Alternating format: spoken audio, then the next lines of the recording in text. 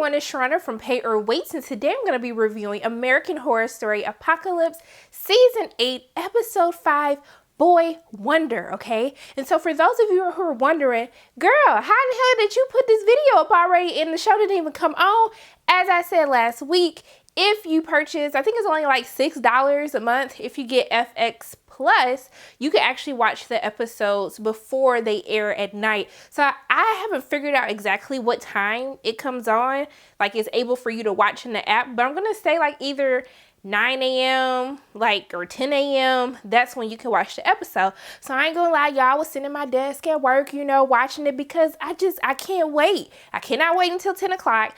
First of all, I'm too tired by the time 10 o'clock comes, so I wouldn't even be able to review this TV show for you guys if I waited that late. So let me go ahead and just get into what the episode was about. So we saw at the end of episode 4, Could It Be Satan? We saw that Cordelia passes out after she sees that Michael has went to the underworld to actually bring back Queenie and Madison. And so she done passed out, they waking her up, but we see before she wakes up that she actually has a vision. So she wakes up and she's basically standing in the middle of embers of what would have been their school that they have. And so basically there are zombies that are coming after her. She tried to use her powers, she can't use her powers. Then they start eating her, tearing out her flesh. So I know one of my subscribers had said like, hey, I think she's gonna die. It was just a dream. So we got to figure out what's going on. So we see that she looks up and she sees this figure, which I'm going to assume was Michael. And he has like this white demon face on, the same face that he actually showed Mallory at the end of episode 3. So she wakes up and she kind of tells them, like, she sees that like, okay, Madison and Queenie, she gives them a hug, like, I miss you guys. Madison like, I don't like people touching me. And she was like, you don't have to deal with it. And so they're reunited, and then she actually asks to speak to Michael. And so the Warlocks bring him to her, and she's just like, hey, I just wanted to personally thank you for doing what I could not do and bringing Queenie and Madison back. And so, Michael was just like, hey, I'm just trying to show you what I can do. And so she's like, okay, thank you. And so then she actually agrees to give him the 7 Wonders test. And so basically she says, like, before the blood moon in 2 weeks time, we're gonna go ahead and let you take this test. And so everybody happy, the Warlock's happy, the witch is pissed off, especially Murder was pissed off. And so we see that Cordelia actually tells them of the premonition that she saw which was in the distant future, what we will be to assume what was real time when the season actually started.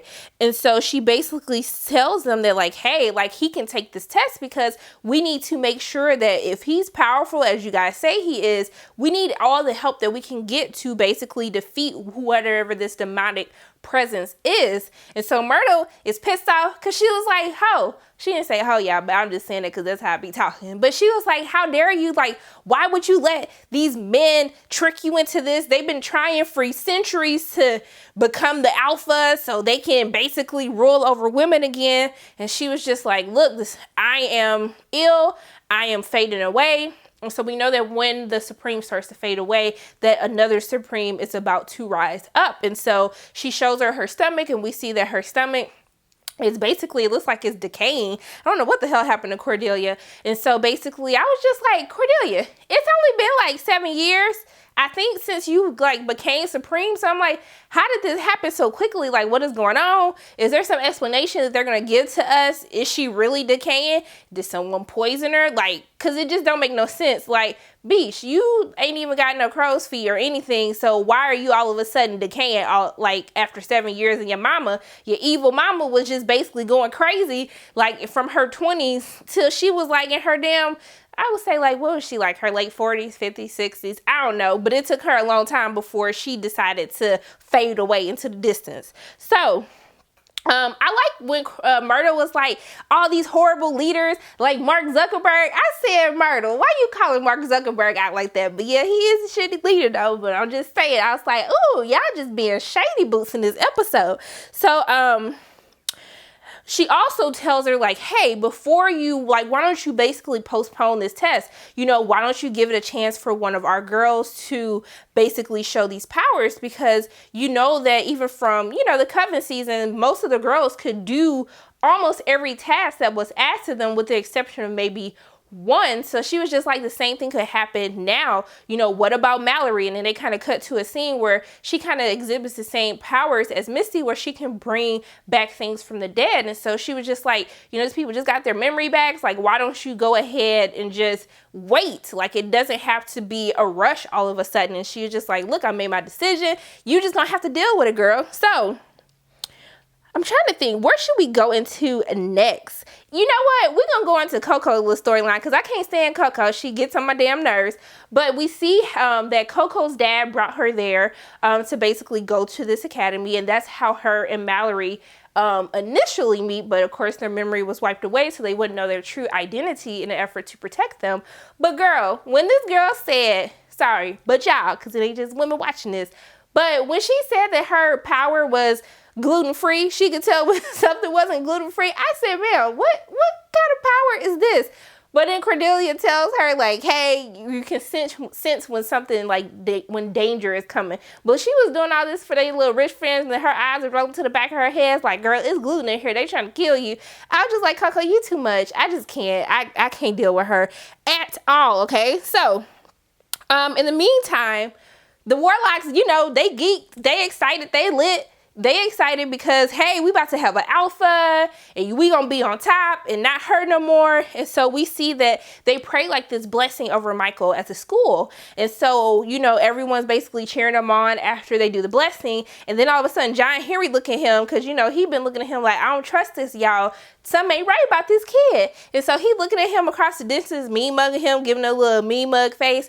And then Michael like flashed a little white demon face. And then John Henry was shook. He said, oh, hell to the no. I'm getting my ass up out of here. Okay. Y'all can sit up here and stay with him, but I ain't dealing with all of this mess. And so we see that it was funny. Billy Porter character, his character, Behold, he come in, he was like, when the last time a 26-year-old walked through your door? And he had like the Scotch, 26-year-old Scotch. I thought that was so funny. Y'all might not thought that was funny, but it just tickled me just a little bit too much. And so he tells him like, hey, I'm finna go to New Orleans and talk to the witches and figure out, like, I think that he is the white-faced demon that Cordelia was talking about, and I'm going to get to the bottom of this because I don't trust him, and y'all already knew that. And so then Behold accuses him like, you just jealous because he's more powerful than you, and he's just like, you're not going anywhere. And so he like put the little door in front of the thing. I was like, oh snap, they finna have a little Warlock fight. And then John Henry was like, oh bitch, hell no. He like pushed him to the wall.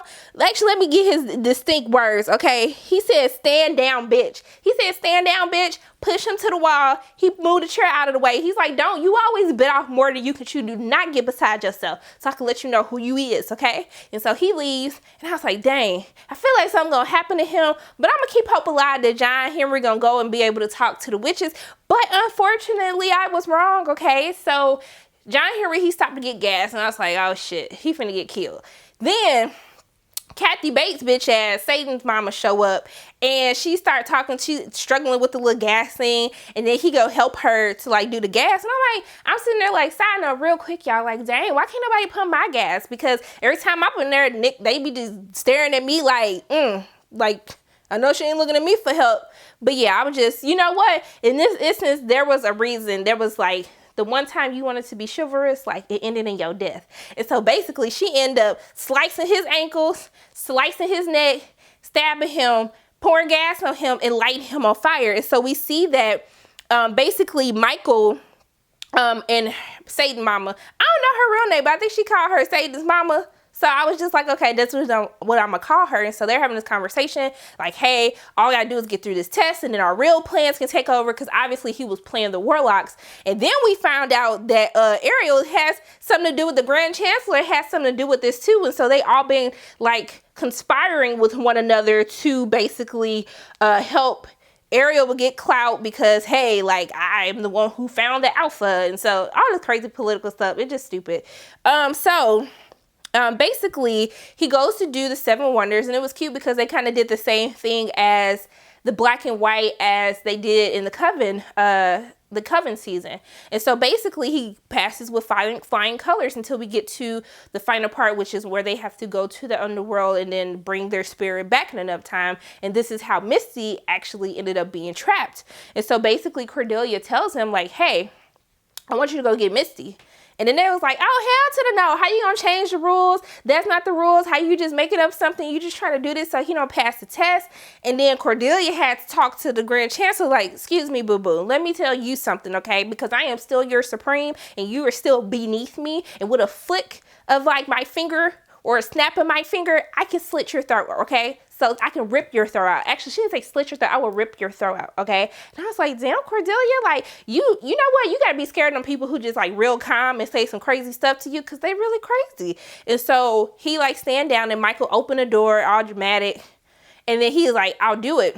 And so basically he goes and we see that Missy is reliving the same thing that we saw in Coven, where she's basically has to slice open this frog, heal the frog over and over and over again. She going crazy. Michael pops up, kills the dude, the teacher, like his guts just fall out, and then he brings her back. And so everybody's like clapping like, oh, okay, all right. And then Misty looking at him like, nah, like something ain't right with him. What y'all sitting up here clapping for? And so Cordelia, of course, she passed out again.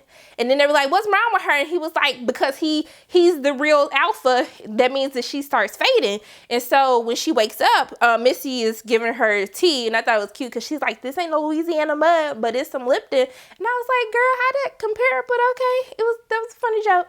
So we see that Missy tells her like, hey, I know I've been, in the underworld for a while, but I can smell death. And he smells like a rotten corpse. Like he is death himself. Something ain't right with him. Y'all need to watch out for him. Some just ain't right. And so, of course, because Stevie Nicks comes in, because that's Misty's favorite like artist and stuff that helped her get through all her stuff when she came back from the dead. And so Stevie Nicks performed this long song. I ain't gonna lie, y'all, I was bored. I was like, damn, she gonna sing this whole song on TV? Like, we ain't got no other stuff to happen. Like, I get that Misty love her, but I didn't need to hear no other song. But I'm sure other people are fans. So I was like, I'm gonna let y'all have y'all moment. I went ahead and fast forwarded through that song and got to the rest of the plot, which Cordelia walks out. Madison follows her, and Cordelia basically tells her like, hey, I need you to go and get more information on Michael because this shit ain't right. Don't make no sense. And so basically Cordelia ends up telling them that, I never intended to make him the alpha. Basically, I was trying to see how strong he was to see what we were dealing with. So, like, this was all within my plan. I was like, good girl, because I was worried for a moment because I thought you were drinking the Kool-Aid like everybody else. And so she tells her, like, hey, I want you to go down here and get questions. And then Behold comes in like, hold up. If I had $1 for every time that I was eavesdropping, I have Amazon money right now. And I was like, ooh. And so basically, he's like, well, I can go tell Michael what's happening right now. And she was like, but why aren't you? You talking about you want to go? And he was like, because I just have a feeling that something isn't right and we need to fully do our research on him. And so where she send him, y'all? She sending them to the murder house. Okay, y'all, I'm sorry. Let me just be professional. Yes, they're going to the murder house, okay? It's where it all began. It's where Crazy Tate, who was Violet's boo, raped her mama, Vivian, and Michael Daddy. So, basically, I guess we just gonna see what happens next week as we are reintroduced to the murder house. I wonder who's gonna show up. That means that we gonna see Constance, Jessica Lange. Okay, it's been a couple of years since we didn't see her in American Horror Story, but I'm so excited for it. Overall, I would have to say that it was an okay episode. I think that I knew I wasn't gonna expect too much because last week was just so on point, just everything. It gave me my entire life that they had to bring it back a little bit, which I think was a good idea because now we're even more excited for Murder House next week. But those are my thoughts on American Horror Story Apocalypse Season 8, Episode 5, Boy Wonder. As always, my name is Sharana from Pay or Waits, and if you like what you saw today, make sure you hit the like button, hit subscribe, share this video with your friends, and make sure you hit that notification bell, and I will see you soon.